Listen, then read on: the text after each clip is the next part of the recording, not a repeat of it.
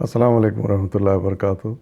آج میں آپ کے سامنے سورہ آل عمران کی آیت نمبر 83، 84 اور 85 یعنی 83، 84 اور 85 کا ترجمہ لے کر حاضر ہوں۔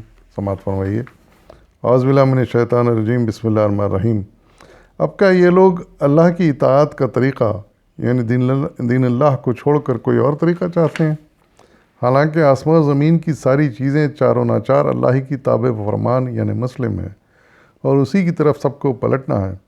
اے نبی، کہو کہ ہم اللہ کو مانتے ہیں، اس کی تعلیم کو مانتے ہیں جو ہم پر نازل کی گئی ہے، اور ان تعلیمات کو بھی مانتے ہیں جو ابراہیم، اسماعیل، اسحاق، یعقوب اور اولاد یعقوب پر نازل ہوئی تھیں، اور ان ہدایات پر بھی ایمان رکھتے ہیں جو موسیٰ اور عیسیٰ اور دوسرے پیغمبروں کو ان کے رب کی طرف سے دی گئیں۔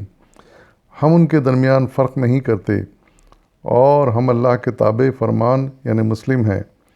اس فرمان برداری یعنی اسلام کے سوا جو شخص کوئی اور طریقہ اختیار کرنا چاہے اس کا وہ طریقہ ہرگز قبول نہ کیا جائے گا، اور آخرت میں وہ ناکام و نامراد ہی رہے گا۔ صدق اللہ العظیم۔ ان آیات میں اللہ تعالیٰ نے بڑے واشگاف الفاظ میں، بڑے واضح الفاظ میں یہ اہم ترین بات بیان فرما دی ہے کہ اللہ کے یہاں قبول ہونے والا دین اور طریقہ وہ اسلام ہی ہے۔ کوئی اور طریقہ اس کے یہاں، کوئی اور دین اس کے یہاں قبول نہیں ہوگا، اور جو یہ دین لے کر اس دین پر چل کر نہیں آئے گا وہ ناکام و نامراد ہوگا۔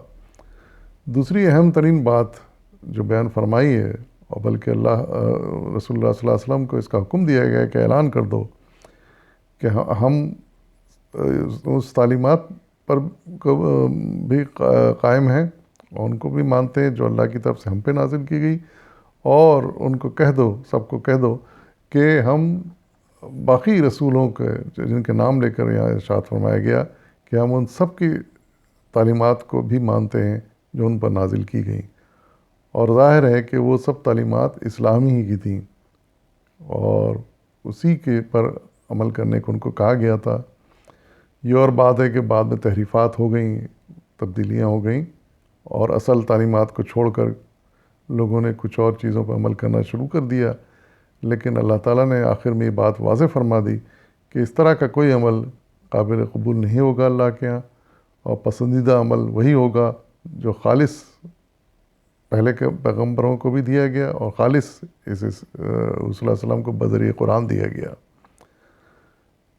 تو اس بات پہ ہمیں بھی ایمان رکھنا ہے جس کے لیے حضور صلی اللہ علیہ وسلم کو ہدایت دی گئی، آپ نے اعلان فرمایا، اور ان پر پوری طرح ہر ممکن عمل بھی کرنا ہے۔